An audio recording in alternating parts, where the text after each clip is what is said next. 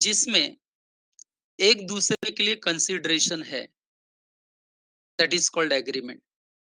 अब आप बोलेंगे सर कंसिडरेशन का मतलब, बच्चों मैं एक्सप्लेन करता हूँ एंड आपसे इमीडिएटली पूछूंगा, सो आई वांट आंसर। कंसिडरेशन मतलब something in return.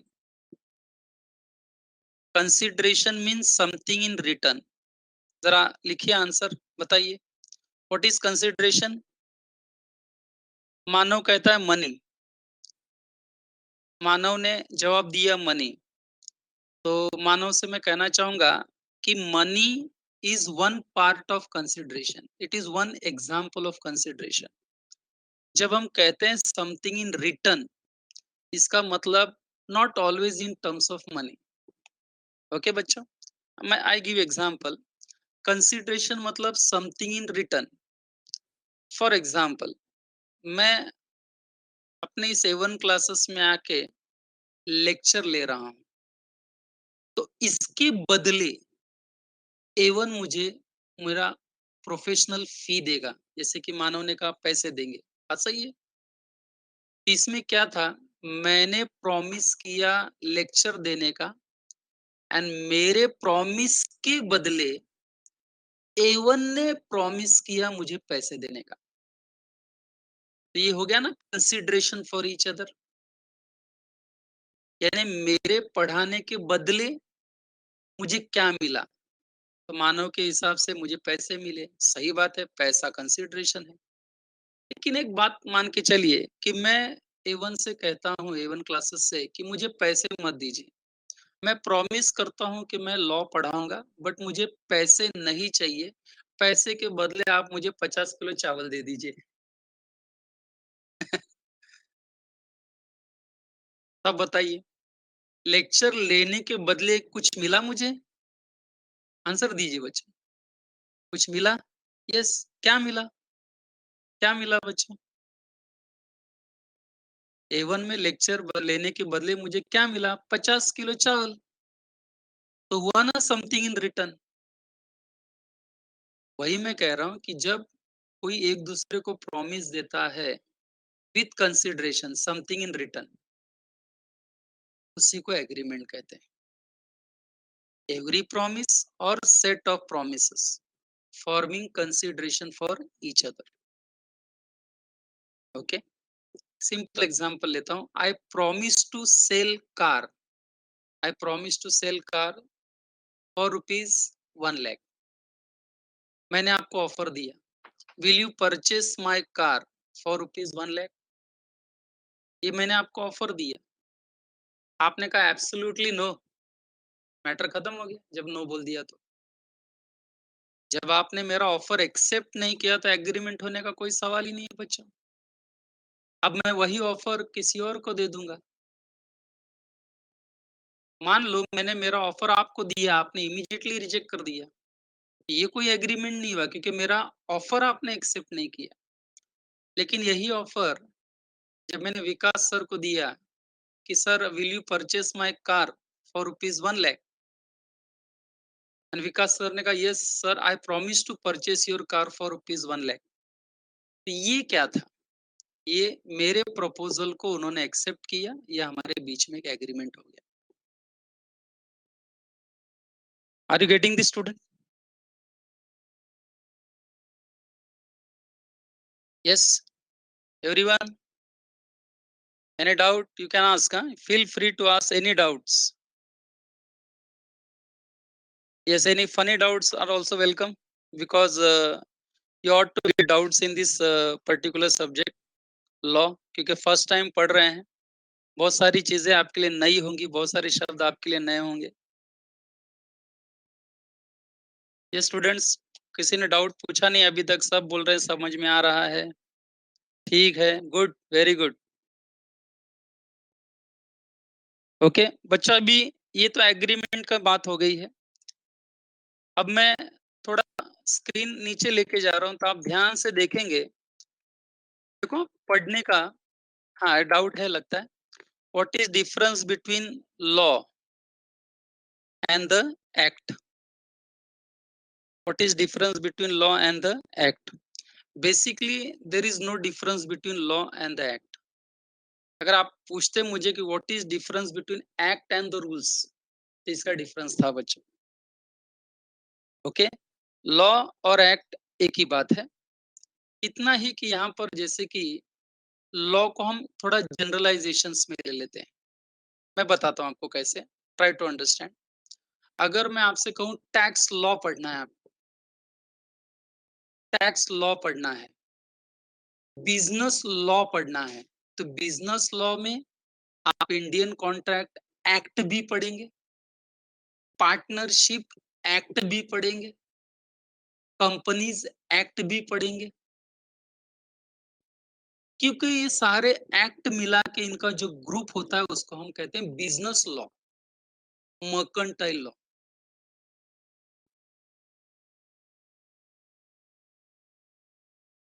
अभिशंकर, are you getting my point? If I ask you आपको टैक्स लॉ पढ़ना है, तो टैक्स लॉ में आपको इनकम टैक्स एक्ट भी पढ़ना है, जीएसटी एक्ट भी पढ़ना है।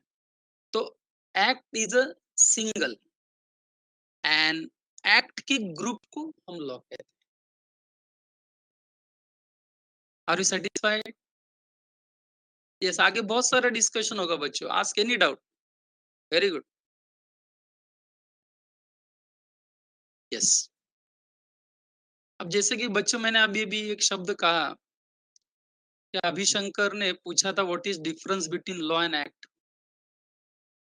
एक्ट एंड रूल्स आगे चल के आप देखेंगे कि ये रूल है हमारा, ये है, तो एक्ट एंड रूल में भी डिफरेंस है। जैसे कि मैं शॉर्टकट में बता दूं आपको, वैसे आगे आगे डिस्कशन में आ जाए।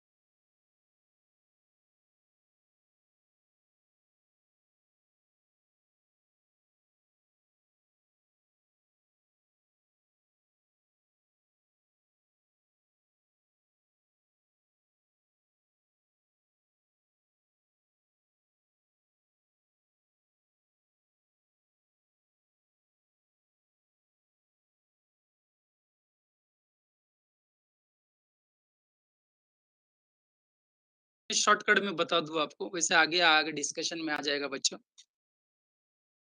एक्ट हमें बताता है करना क्या है, सुनिएगा ठीक से। एक्ट हमें बताता है कि करना क्या है, एंड रूल्स हमें बताता है कैसे करना है।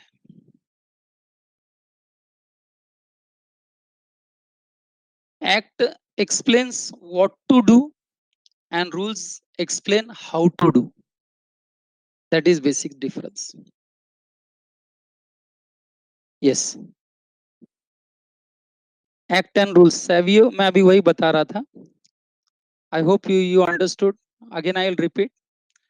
Act हमें बताता है how to do. Sorry, what to do. And rules हमें बताता है how to do. ये तो कहीं नोट डाउन कर लीजिए. एक्ट हमें बताता है क्या करना है एंड रूल्स हमें बताता है कैसे करना है. प्रोसीजर समझाता है वो करने का. जैसे मैं आपसे कहूं कि आपको सीए पास होना है, ये मैंने बता दिया आपको क्या करना है.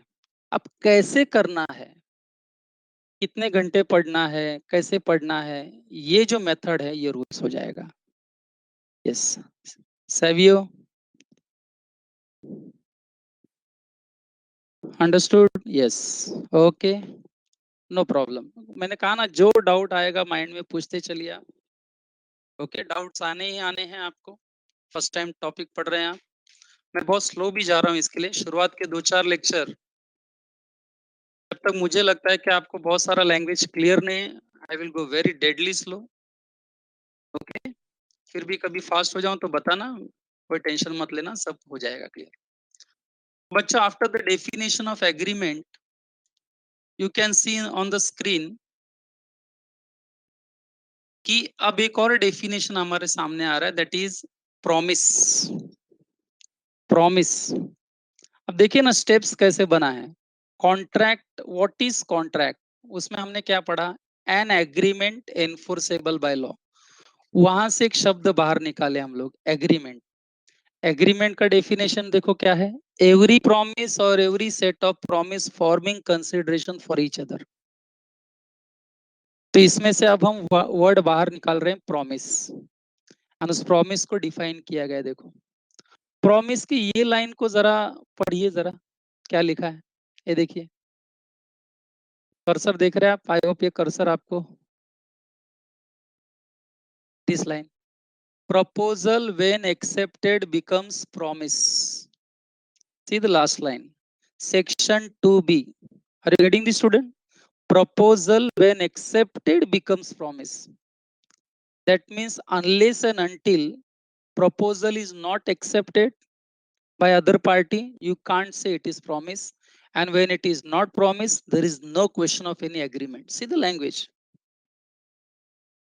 जब प्रॉमिस ही नहीं है तो एग्रीमेंट कहां से हो गया भैया. एंड प्रॉमिस कब होगा, जब आप मेरा प्रपोजल एक्सेप्ट करेंगे, मेरी ऑफर एक्सेप्ट करेंगे. So proposal when accepted becomes promise. बरोबर है.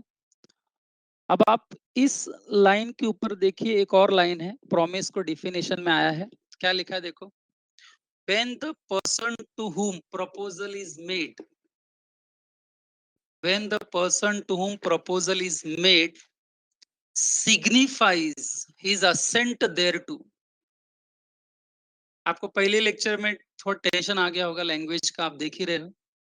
आप सोच रहे होंगे क्या है ये, but this is all about C and C S. बच्चे, अगर ये सबको जमता तो सभी बच्चे सी एस नहीं करते. When the person to whom proposal is made signifies his assent thereto, the proposal is said to be accepted.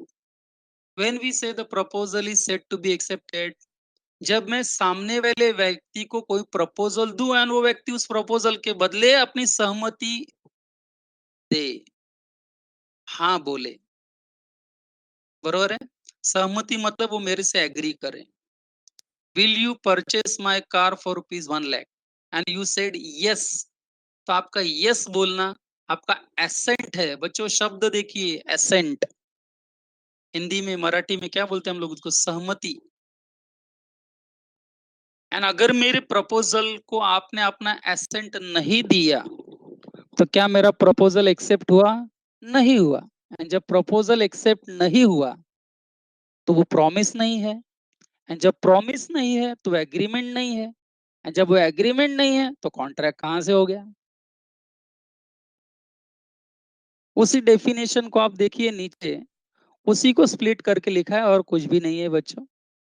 So when the person to whom proposal is made, ऐसा व्यक्ति जिसको मैंने प्रपोजल किया, offer दिया, उस व्यक्ति ने मेरे ऑफर को समझकर अगर अपनी सहमति जताई, तो इसका मतलब मेरा प्रपोजल उसने एक्सेप्ट कर लिया। एंड प्रपोजल जब एक्सेप्ट होगा, वो प्रॉमिस बन जाता। जब प्रॉमिस हो गया, तो एग्रीमेंट हो गया। ओके। सो बच्चों जरा ऊपर आते हैं, व्हाट इज कॉन्ट्रैक्ट के ऊपर। मैंने कहा था व्हाट इज कॉन्ट्रैक्ट में दो पार्ट में आपको पढ़ना है। What is contract? An agreement enforceable by law. An agreement enforceable by law, उसमें आप बच्चों एन एग्रीमेंट का मतलब समझ चुके हो, थोड़ा बहुत आइडिया आ गया है। पढ़ाई अब के लिए उसमें जो मेहनत तो सब करते हैं, लेकिन स्मार्ट स्टडी कौन करता है? प्री एग्जाम ऐप के साथ बनाइए अपनी तैयारी super smart. Pre exam app देता है वाइड रेंज के एग्जाम्स की तैयारी, जैसे JEE, NEET, CAT, CA foundation, CS CET, banking, railway, SSC, MBA entrance, SYJC, com, TYB com और भी बहुत कुछ। Chapter wise tests and mock tests, detailed performance analysis, और अब तैयारी होगी एकदम परफेक्ट। कहीं भी कभी भी पढ़ाई करें। और एक विशाल क्वेश्चन बैंक आपकी तैयारी को बनाए आसान। इंस्टेंट इवैल्यूएशन से तुरंत जानिए अपनी परफॉर्मेंस और पाएं पर्सनलाइज्ड फीडबैक। तो अब देरी किस बात की? प्री एग्जाम ऐप डाउनलोड करें और अपने नाम से रजिस्टर्ड करें और एक विशाल क्वेश्चन बैंक बिल्कुल फ्री और अपनी सफलता की कहानी लिखें। लिंक डिस्क्रिप्शन में है। प्री एग्जाम ऐप स्मार्ट तैयारी का साथी। अब उसमें जो दूसरा शब्द है एनफोर्सिएबल बाय लॉ, इसका क्या मतलब है? सबसे बड़ा यही तो है मेन। कॉन्ट्रैक्ट को अराइज करने के लिए एग्रीमेंट के साथ इसका अटैच होना बहुत जरूरी है। अगर एग्रीमेंट है लेकिन लॉ उसको एनफोर्स नहीं करता है, तो फिर वो कॉन्ट्रैक्ट नहीं है। लाइन समझ में आ रही है मैंने क्या कहा? आपका एग्रीमेंट है लेकिन वो लॉ में एनफोर्स नहीं किया जा सकता, वो लॉ उसे एनफोर्स नहीं कर सकता, तो फिर वो कॉन्ट्रैक्ट नहीं है। सर नहीं समझा हमको क्या बोले आप, बताता हूँ। एनफोर्सेबिलिटी बाय लॉ का मतलब, मैं आपके उसी एग्जांपल को लेके चलता हूँ। अच्छा, एनफोर्सेबल बाय लॉ मतलब जब दो लोग मिलकर कोई एग्रीमेंट करते हैं, तो एग्रीमेंट करने के बाद उन दो लोगों के ऊपर, अभी आपको ये मुझे आंसर देना है लिख कर, दो लोगों के बीच में लीगल ऑब्लिगेशन अराइज हो जाता है। लीगल ऑब्लिगेशन, बाइंडिंग बोलते हैं ना जिसको हम लोग, both the parties are now bind to perform their promise legally, उसको हम कहते हैं एनफोर्सेबल बाय लॉ। जहां पर एग्रीमेंट करने से दोनों पार्टीज के ऊपर लीगल ऑब्लिगेशन इम्पोज हो जाए, लीगल ऑब्लिगेशन इम्पोज हो जाए, ऐसा agreement which give arise to legal obligations between parties. Sir अभी भी नहीं समझा लीगल ऑब्लिगेशन मतलब? बताता हूं। आपने, एग्जांपल दे रहा हूं मैं आपको, मान लीजिए आपने सीए या सीएस का एग्जाम्स क्लियर कर लिया, चारों तरफ से रिलेटिव्स फ्रेंड्स के तरफ से आपको कॉन्ग्रेचुलेशंस मैसेज आ रहे हैं, सभी लोग आपको कॉन्ग्रेचुलेशंस कर रहे हैं और आप भी बहुत खुश हैं। एंड इस खुशी की लहर में आपने आपके पेरेंट्स के साथ डिसाइड किया कि हम सभी family friends well wishers and हमारे ऑफ कोर्स टीचर्स को हम पार्टी देंगे। समझिएगा बच्चों, आप फाइनल एग्जाम पास हो चुके हैं सी एन सी एस का, एंड अब आप सोच रहे हैं कि हम पार्टी दें।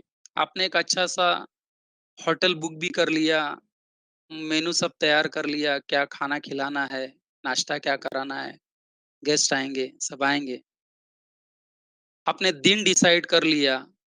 एंड आपने हम सभी टीचर्स को कॉल किया, फ्रेंड्स वगैरह सबको कॉल किया। आपने कहा कि हम ऐसा ऐसा पार्टी रख रहे हैं, आप आएंगे ना सर? तो हमने कहा हाँ, क्यों नहीं आएंगे। इसका मतलब बच्चों आपने पार्टी में आने का मुझे ऑफर दिया। Do you agree with this? लिखिएगा। आपने मुझे पार्टी में आने का ऑफर दिया, क्या मैंने एक्सेप्ट किया उसे? मैंने हाँ बोला आपको? Yes, yes. आपने मुझे पार्टी में आने का एग्रीमेंट ऑफर दिया, मैंने उसे एक्सेप्ट किया। क्यों नहीं आऊंगा बच्चों, मैं भी आऊंगा। है कि नहीं? मैं भी आपकी खुशी में शामिल हो जाऊंगा। लेकिन बच्चों नेक्स्ट डे जो पार्टी थी, बहुत सारे लोग पहुंच गए, लेकिन मान के चलिए कि मैं और राहुल सर, हम दोनों आपके पार्टी में नहीं पहुंचे, जबकि हमने एग्री किया था आपके साथ, लेकिन हम आपकी पार्टी में नहीं पहुंचे। तो क्या उसके नेक्स्ट डे आपको तो बुरा तो लगा, लेकिन क्या उसके नेक्स्ट डे आप हमारे ऊपर केस कर देंगे क्या? लिखिए आंसर। केस करेंगे? अरे बाबा, आपने ऑफर दिया था, हमने एक्सेप्ट किया, लेकिन हम बाद में आए नहीं, मतलब हमने अपना ऑब्लिगेशन पूरा किया नहीं, तो क्या इसके लिए आप हमारे ऊपर केस करेंगे? नहीं। कोई रीजन बता सकता है? Give me the reason. क्यों केस नहीं होगा? केस क्यों नहीं होगा? आप हमारे ऊपर केस क्यों नहीं कर सकते? Very good. There is no law for it. Contract नहीं था। Not enforceable by law. Contract. बहुत सारे रीजन आंसर्स मैं पढ़ रहा हूँ बच्चों। इसका एक सिंपल सा आंसर है। इसका सिंपल सा आंसर ये है कि आपने मुझे जो ऑफर दिया था, बरोबर है, जिसे मैंने एक्सेप्ट किया, ये हमारे बीच में एग्रीमेंट है, लेकिन लॉ इस एग्रीमेंट को एनफोर्स नहीं करेगा। आप अगर जाके कोर्ट में कहेंगे कि गिरीश सर को हमने पार्टी के लिए इनविटेशन दिया था, लेकिन वो आए नहीं, उन्होंने गलत किया, आप इनको सजा दीजिए, तो कोर्ट कोई सजा नहीं देगा, क्योंकि हमारे बीच में जो एग्रीमेंट था, उसके इंटेंशन लीगल ऑब्लिगेशन क्रिएट करने का नहीं था। ये प्योरली सोशल इनविटेशन था, एंड सोशल इनविटेशन वाले एग्रीमेंट्स हमारी इंडियन कोर्ट एनफोर्स नहीं करती। Try to understand the language. They don't enforce such type of agreements. बरोबर है? मान के चलिए बच्चों कि मैंने मेरे वाइफ को, एग्जाम्पल है बच्चों, मैंने मेरे वाइफ को आने वाले उसके बर्थडे पर 2,000 रुपए की साड़ी खरीद कर दूंगा। साड़ी, हाँ, महंगी साड़ी, बरोबर है, बर्थडे के दिन। लेकिन बच्चों, जिस दिन बर्थडे था मैं बर्थडे ही भूल गया, तो साड़ी की क्या बात करूं मैं? आप समझ सकते हो, मैं शाम को गया होगा तो क्या माहौल होगा घर पे, क्या हुआ होगा? Please don't write, don't give this answer. Okay. Now, तो बच्चों बोलने का मतलब क्या है कि मैंने मेरे वाइफ को साड़ी देने का जो वादा किया था, एग्रीमेंट प्रॉमिस किया था, वो मैं पूरा नहीं कर सका। तो ये प्रॉमिस पूरा नहीं करने के लिए क्या मेरी वाइफ जाके कोर्ट में मेरे ऊपर केस कर सकती है क्या? आंसर दीजिए इसका। क्या मेरी वाइफ मेरे ऊपर केस कर सकती है? नहीं कर सकती बच्चों। ये सब डोमेस्टिक ऑब्लिगेशंस हैं। डोमेस्टिक ऑब्लिगेशन, सोशल ऑब्लिगेशंस वाले एग्रीमेंट्स जो होते हैं ना बच्चों, ये लॉ इसको एनफोर्स नहीं कर सकता। बेसिकली एनफोर्सेबिलिटी बाय लॉ का मतलब क्या है कि जब दो व्यक्ति एग्रीमेंट करते हैं, तो दोनों व्यक्तियों के ऊपर लीगल ऑब्लिगेशन आता है अपना अपना प्रॉमिस पूरा करने का। एंड उसमें से ये लाइन ठीक से सुनिए, एंड उसमें से एक पार्टी ने अगर अपना प्रॉमिस पूरा नहीं किया, तो दूसरी पार्टी कर सकती है लीगली कोर्ट में जाकर कि वो अपना प्रॉमिस पूरा करे। कल को डेटर ने क्रेडिटर को पेमेंट 2 महीने में नहीं किया, ने बिल ऑफ एक्सचेंज वगैरह टॉपिक अगर पढ़ा हो तो उसमें पता ही है आपको कि डेटर, बरोबर है, ड्रॉई जब पेमेंट नहीं करता है ऑन ड्यू डेट, तो फिर ड्रॉवर क्रेडिटर क्या करता है, डेटर के ऊपर केस करता है कोर्ट में, बरोबर है, एंड अपने पैसे रिकवर करता है। तो जिस एग्रीमेंट में एक पार्टी का प्रॉमिस पूरा न होने पर दूसरे पार्टी को केस करके इंडियन कोर्ट में अपना पैसा रिकवर करने का जब चांस मिलता है, तो उसी को हम कहते हैं एनफोर्सेबिलिटी बाय लॉ।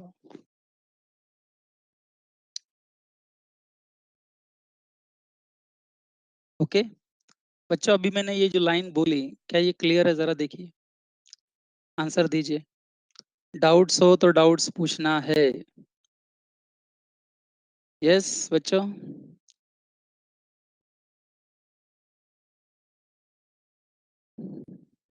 यस। सो बच्चों, मैं एक लाइन आपके सामने अभी यूज करना चाहूंगा, बहुत ही इंपॉर्टेंट स्टेटमेंट है, इवन एमसीक्यूज में पूछा जाता है, एंड सीए स्टूडेंट्स को ध्यान से सुनेंगे, 5 मार्क्स का क्वेश्चन, थ्योरी क्वेश्चन भी आता है, इस पर आपको बहुत अच्छे से आंसर देना है। Every contract is an agreement, every contract is an agreement, but every agreement is not contract. Are you getting this line? हर कॉन्ट्रैक्ट एग्रीमेंट है, बट हर एग्रीमेंट कॉन्ट्रैक्ट हो ये कोई जरूरी नहीं है। क्या समझा बच्चों? Can you give me this example? Every agreement is not contract, one word answer हुआ। यस, लिख के बताइए। Every contract is not agreement.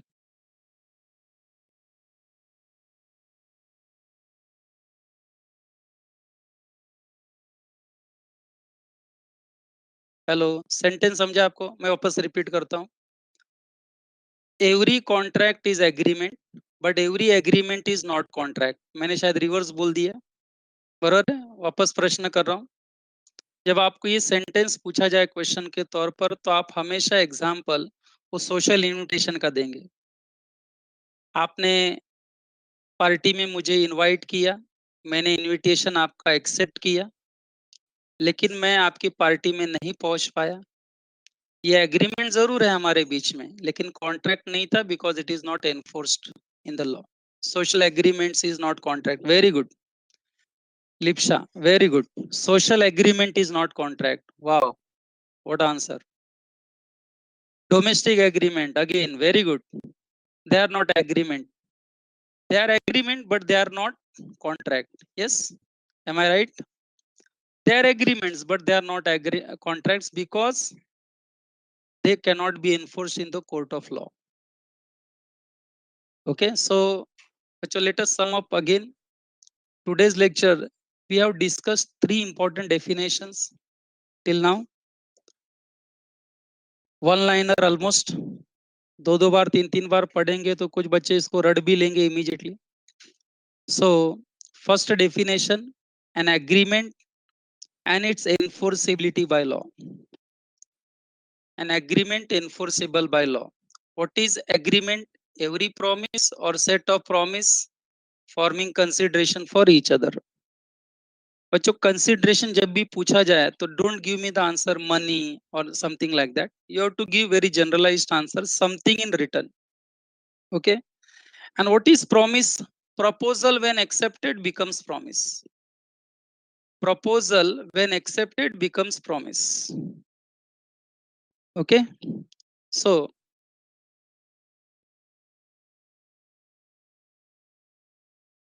Screen पर देखिए, मैथमेटिक्स में उन्होंने कुछ बताया हुआ है. Enforceability, agreement is equal to, what is that? Offer plus acceptance, और you can give the word proposal plus acceptance. I hope this is understood. Enforceability by law means an agreement to become contract. See the line.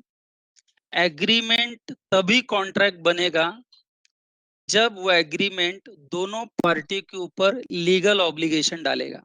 What is legal obligation? दोनों parties bind हो जाएंगे अपना अपना promise पूरा करने के लिए, and उसमें से किसी पार्टी ने अपना प्रॉमिस पूरा नहीं किया तो दूसरी पार्टी कोर्ट में उसको घसीट कर अपना वो पूरा करवा सकती है काम। इतना सिंपल लैंग्वेज में you have to understand. An agreement to become contract must give, must, that is very important word, give rise to which obligation, please write which obligation। Agreement को कॉन्ट्रैक्ट में तब्दील करने के लिए कौन सा obligation? Legal obligation. Social obligation लिखूं तो गिव द आंसर। अगर कोई एग्रीमेंट सोशल ऑब्लिगेशन क्रिएट करता है तो वो क्या है? एग्रीमेंट है कि कॉन्ट्रैक्ट है? सिर्फ एग्रीमेंट है, वो कॉन्ट्रैक्ट कभी नहीं हो सकता, because not enforceable by law. Okay, so finally, बरोबर है, contract is equal to, see the mathematics, accepted proposal। बच्चों again see the sentence, accepted proposal, proposal when accepted becomes promise, बरोबर है। So you can put in the words, other words also, proposal plus acceptance plus enforceability by law, plus enforceability by law, बरोबर है। नीचे आप example पढ़िए जरा, read that example. What is that example? A agrees with B to sell car for rupees 2 lakhs to B. A agrees with B to sell his car for rupees 2 lakhs to B. Here A is under an obligation to give car to B and B has the right to receive the car on payment of rupees 2 lakhs. And B is also under an obligation to pay 2 lakhs to A and has right to receive rupees 2 lakhs. Something written. Can you see that? So this is the classical example of what? Contract. इसमें आप देख सकते हो promise और set of promise forming consideration for each other. 2 lakh देकर मुझे उसके बदले क्या मिलेगी? कार। रिवर्स सोचो, कार देकर उसके बदले क्या मिलेगा? पैसे मिलेंगे, समथिंग इन रिटर्न। ये कॉन्ट्रैक्ट आपको क्या लगता है, ये कोई सोशल कॉन्ट्रैक्ट है क्या? कोई डोमेस्टिक कॉन्ट्रैक्ट है क्या? नहीं बच्चों, ये प्योरली बिजनेस कॉमर्स से रिलेटेड कॉन्ट्रैक्ट है, बराबर है। सो नीचे लिखा है, so the law of contract deals only such legal obligation which has resulted from such agreements. Such obligation must be contractual in nature. Contractual in nature, मेरा A1 में आके पढ़ाना, उसके बदले मुझे पैसे मिलेंगे, ये क्या है? कॉन्ट्रैक्ट है, contractual in nature. However, some obligations are outside the purview of law of contract. Purview of law of contract. Such obligations, some obligations, I'm sorry, some obligations, okay, they are outside. And what are those examples? Social contract, social agreements, domestic agreements. Okay, so let us discuss this last example, then I stop. So what is this second example? Can you read this? An obligation to maintain wife and children. That is the one example. Order of the court of law, etc. और भी है, but these are the two. These are not legal obligation but status obligation. Very important, लिख के रखना, status obligation and so out of the scope of contract act. What do you mean by so out of the scope of contract act? Means they will not be treated as contract. कल को court ने आपको किसी भी कारणवश आपको कहा कि आप अभी फॉरेन कंट्री नहीं जाएंगे, आपका पासपोर्ट यहाँ जमा कीजिए, तो आपको एक ऑर्डर, ऑफर दिया गया एंड आपने उसी हिसाब से उसका कार्य किया, एक्सेप्ट किया। ये एग्रीमेंट जरूर है बट आप इसको कॉन्ट्रैक्ट नहीं कह सकते। बच्चे, ये मुझे मालूम है कि मेरी वाइफ, मेरे बच्चों को संभालना, ये मेरा ऑब्लिगेशन है और कोई नहीं आएगा उनको संभालने के लिए, ये मुझे ही संभालना पड़ेगा।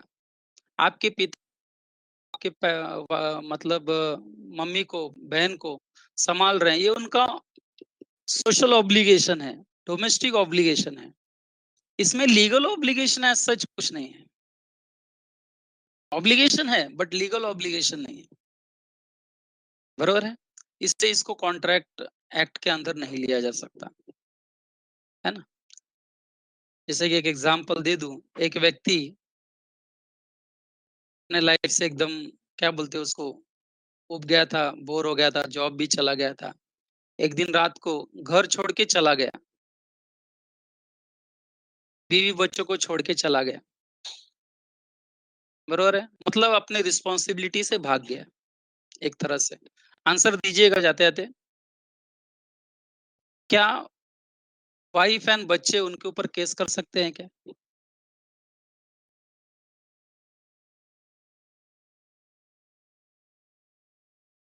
नहीं कर सकते बच्चे। Very right, good, yes. So मैंने क्या कहा था आपको, रटने की कोई जरूरत नहीं बच्चों, मैं फिर कह रहा हूँ, ज्यादा कुछ बाय करने के चक्कर में मत रहिए। अभी आप प्रोफेशनल एग्जाम्स में आ गए हो। आप कॉन्सेप्ट्स को जितना क्लियर रखेंगे, उतना आंसर लिखने के लिए मटेरियल आपको अपने आप मिलेगा। सही है? हाँ, कोई कॉन्सेप्ट नहीं क्लियर हो रहा है, आप उसको डाउट पूछ के इमीडिएटली क्लियर करवा लीजिए। बट जब आप आपस में भी डिस्कशन करेंगे दोस्तों के साथ, तो कॉन्सेप्ट्स को एकदम अच्छे से क्लियर रखना। Language is not the problem. मैंने क्या कहा था कि आप किसी भी एंगल से सोचिए, बस जो पढ़ाया गया है वो क्लियर है। Doubts are always welcome. So जितने डाउट्स पूछेंगे उतना अच्छा रहेगा। So that's all for today. Okay, thank you students.